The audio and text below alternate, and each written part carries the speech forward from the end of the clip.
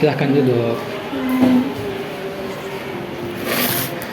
Senang bisa bertemu dengan kamu hari ini. Sebelum kita memulai sesi konselingnya itu, bisa perkenalkan dirinya terlebih dahulu. Baik, perkenalkan nama saya dipanggil Dija. Oh iya, Dija. Bagaimana perasaannya Dija sekarang ini? Sudah cukup nyamankah atau bagaimana? Ya, untuk sekarang sih masih nyaman. Oke, kalau begitu baik, karena saya juga sudah baca lembar konselingnya Dija. Sudah melihat bagaimana rangkuman masalahnya, jadi Dija mungkin bisa mulai menceritakan apa masalahnya. Ini kami juga bakalan menahan kok, bakalan ada rahasianya tetap terjaga. Oke, jadi awal mula masalahnya itu waktu saya mungkin kelas 12 SMA. Ya. Nah, di situ saya boarding school, saya tinggal asrama. Jadi dan waktu itu saya memiliki saya punya pertemanan yang cukup dekat. Nah, dalam pertemanan itu berisikan 3 orang dan itu pun termasuk saya. Nah, saya sangat senang karena mendapatkan treat dari mereka kalau mereka itu benar-benar menerima saya kayak apa adanya, karena mereka tuh sering ketika sedang senang maupun susah mereka tuh sering datang ke saya karena ingin berbagi. Oh, Nah, kemudian pada suatu hari jujur ini tuh hal yang sangat tidak terduga. Pada suatu hari saya menemukan atau mendapatkan sesuatu yang mungkin seharusnya tidak saya lihat. Dan bisa dibilang kalau saya itu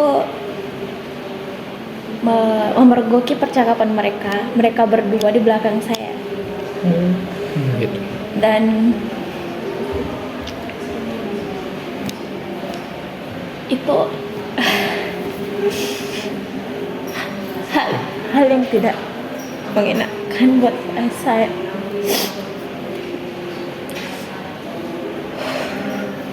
Tidak apa-apa.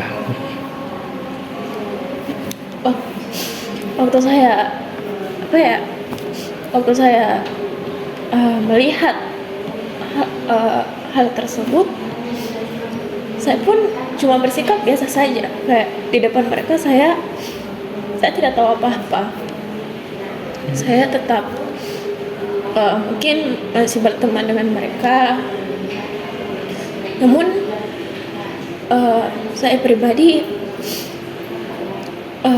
punya beban pikiran. Saya merasa apa yang kurang dari saya, dan saya pun mulai mungkin mencari kesalahan saya, yang apa yang mereka omongin pada diri saya. Apakah benar hal itu ada, dan kalau iya, kenapa harus di belakang saya gitu. Oh, jadi Dija ini sudah memergoki temannya yang membicarakan Dija itu di belakang, sehingga Dija itu mengalami perasaan kayak kenapa apa saya kurangnya begitu, hingga kalian itu membicarakan saya di belakangnya ya. Terus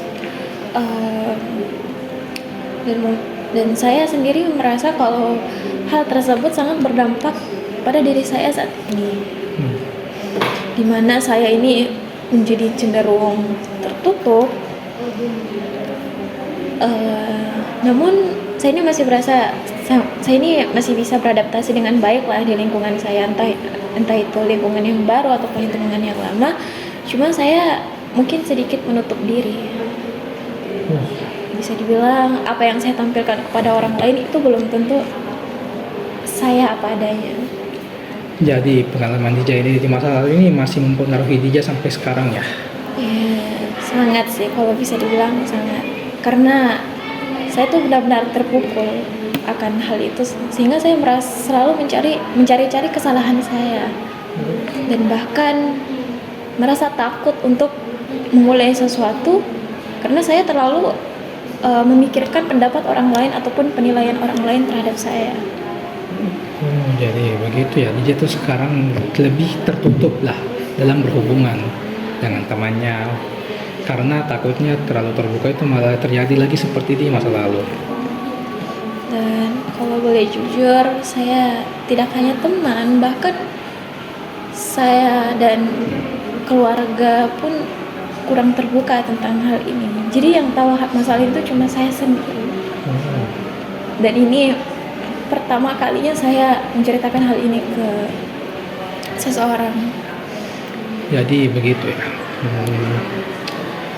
Tadi seperti yang dibilang DJ itu, bermula itu semua dari teman-temannya DJ. DJ itu yang sudah memergoki temannya karena membicarakan DJ di belakangnya, sehingga mempengaruhi DJ di masa sekarang yang lebih tertutup untuk memulai hubungan karena takutnya terjadi lagi seperti dulu. Begitulah. Kalau begitu, perasaan DJ waktu itu kira-kira kalau sekarang terjadi lagi bagaimana?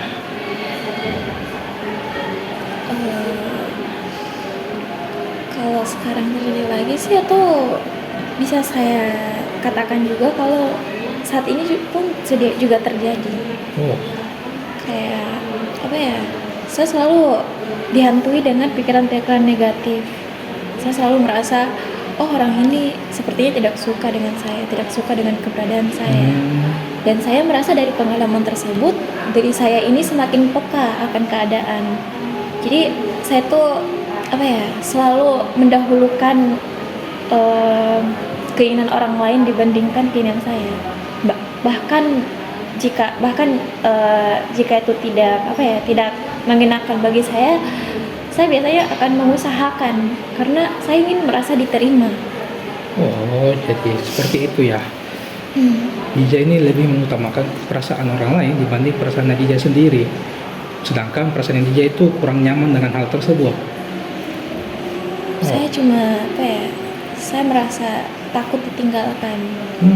Kayak punya teman dekat pun juga membuat saya kayak merasa bersyukur ataupun merasa ini gitu. Oke, kalau begitu kalau begitu ya, kalau dari DJ itu sudah diceritakan semua.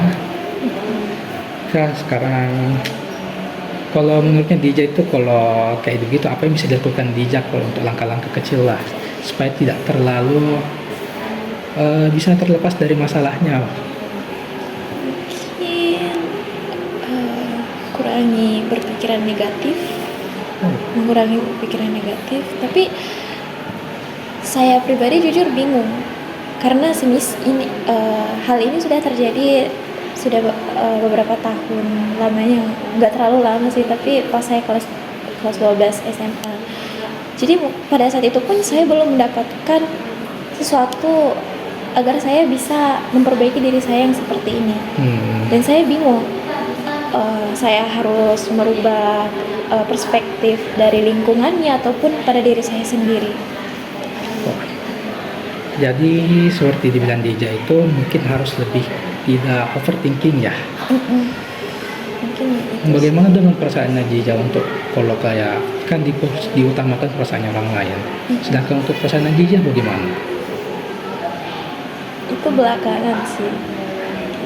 Karena seperti yang saya bilang tadi, kalau misal lingkungan saya sudah menerima saya dengan baik, dan meskipun saya harus